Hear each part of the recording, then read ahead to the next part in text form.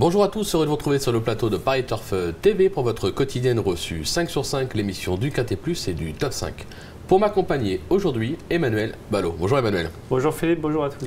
Emmanuel, direction Vincennes ce jeudi, prix de Picardie à 2700 mètres grande piste, une course européenne, vraiment européenne. On a des Suédois, des Italiens, des Français, pas simple. Pas simple, mais on a une belle course, vraiment européenne, on a des très bons 4 ans. Et je tiens à dire qu'on a aussi une très belle réunion à Vincennes avec beaucoup de partants, beaucoup de courses ouvertes, mais passionnantes à étudier. Bon, on va déjà commencer avec votre sélection pour ce top 5. On attaque avec le 16 Specialess, le 15 Bolero des Vignes, le 7 Saphir Bee, le 13 Diamond River, le 8 Boeing du Bocage, l'As Carabinieri, le 6 Blues d'Orville et le numéro 18 Buffalo de Bélève. Alors on rebondit tout de suite sur votre favori, le numéro 16 Specialess, cheval qui reste sur une probante 4e place et notre course référence dans le prix Marcel Laurent, c'était un 2100 mètres. Quelle course. Là, il descend de catégorie quand même. Quelle course, parce qu'on a Ave Avis qui s'impose, on a là d'un des cajoles qui va perdre la 4e place sur le poteau, on a Specialess qui a tiré toute la course. Il a branché et il vient prendre la 4e au courage. Il y avait un drôle de lot, Ave Avis, Backfire, Red Rose America qui terminait 3e, la Soulois malheureuse en dedans qui a depuis gagné brillamment. La ligne est super bonne, c'est pas les mêmes chevaux. Ce jour-là, il était ferré Specialess. C'était un lot nettement supérieur, il était ferré. Clair. Et les D4, le coup d'avance sur la petite piste, 1-11-8 en tirant en double toute la route. Il a frôlé le record du parcours de la petite piste. C'est un super cheval. Il est en plein épanouissement, on ne connaît pas ses limites. Le seul petit bémol, le seul petit hic, la seule question qu'on peut se poser, ce parcours des 2007 sur la grande piste. Ouais. Ça peut paraître le bout du monde pour lui, d'autant plus qu'il a tendance à brancher. Mais c'est un Ganymède, il est vraiment impressionnant. Moi je l'ai passé en tête parce que c'est difficile de ne pas le voir gagner. C'est ce qu'on a vu dans le Marcel Laurent, on est obligé de le voir gagner. On ne peut pas dire que c'est un coup sûr, c'est un petit coup de poker, mais en classe intrinsèque. Sur ce qu'on a vu, c'est logique. C'est pas un pénalty à la gagne à cause du parcours des 2007 de la grande piste et de l'interrogation que ça peut susciter. Mais franchement, au papier, c'est lui et les autres. Ok, on voulait opposer le numéro 15, Bolero des Vignes. Son bilan 2015, c'est pas compliqué. 6 victoires, un accessite, un die, et encore un die, il était 2e disqualifié après enquête. Il excelle sur cette piste, oui. Difficile d'aller contre. C'est un super cheval, Alain Laurent l'aime beaucoup, moi aussi.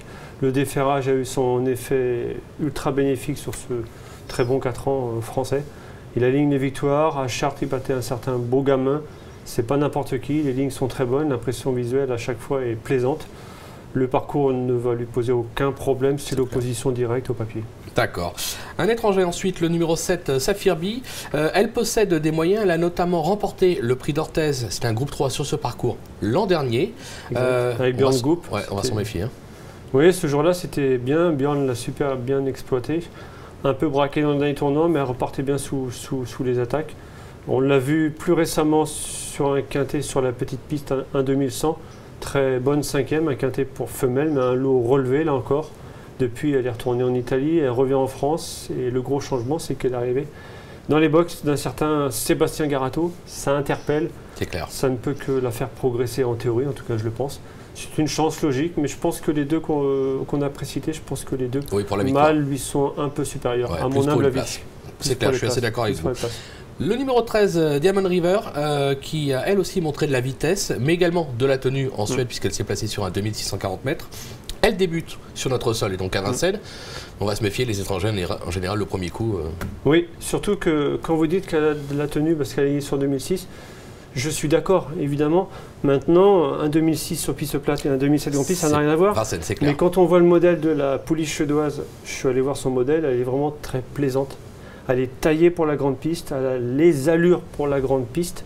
Elle est vraiment très belle. C'est pas la petite pouliche suédoise. Elle est imposante, elle est vraiment bien faite. Elle fait des parcours nez au vent, elle va au poteau. C'est très encourageant. Il y a Franck Nivard au sulky. Je pense que c'est une pouliche suédoise dont on peut parler dès ce jeudi, c'est ça, on est jeudi, et dont on peut attendre un très bel hiver. C'est certainement une très belle recrue pour Vincennes. Je m'en méfie beaucoup, c'est même mon coup de cœur. On va la suivre avec attention. Enfin, le numéro 8, Boeing du Bocage, qui vient de refaire parler de lui, c'était sur la petite piste. Il a ses repères sur la grande, JMB, déféré des 4, oui, voilà, il a incontournable. Franck Leblanc, déféré des 4, Franck Leblanc l'aime bien. Je pense que c'est un sujet encore perfectible. Maintenant, il vient peu en retrait des 4 que j'ai passés devant. Je le vois plus pour être 3-4. Et là, pour lui, d'être entraîné par un grand homme de cheval, d'avoir fini deuxième d'un certain Bosco de Vandel la dernière fois. Bosco de Vandel, il y a des chances qu'on en reparle début décembre à l'occasion de la Coupe des 4 ans, le jour du GNT. Les lignes sont bonnes pour les places. Pourquoi pas, ça peut être amusant. On est obligé de le garder pour les places. Gagner, je crois pas. D'accord. Un petit bonus. Je sais que vous aviez un regret dans cette épreuve, Oui. le numéro 12, Bajazet. Justement, Christophe Meyer a été à la rencontre de Jacques Bruno. Il nous parle des chances de ce numéro 12, on l'écoute. Il vient de bien courir dans la finale à Laval. Il a fait une super ligne droite. Très bien. Et auparavant, 6e à Vincennes, c'était également une bonne impression. Oui, exactement. Un courant dedans. Et on a vu le jour un peu tard, mais il a fait une super ligne droite aussi. Le cheval revient de mieux en mieux. Vous aviez quelques inquiétudes avant Vincennes. Oui, après c'est comme c'est pas trop un gaucher, il a toujours des inquiétudes.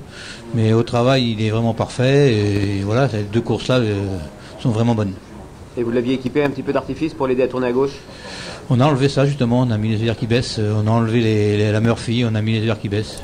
Je sais pas, ça a l'air d'être bien. Et là, il va courir en dedans et essayer de faire une ligne droite comme il sait le faire.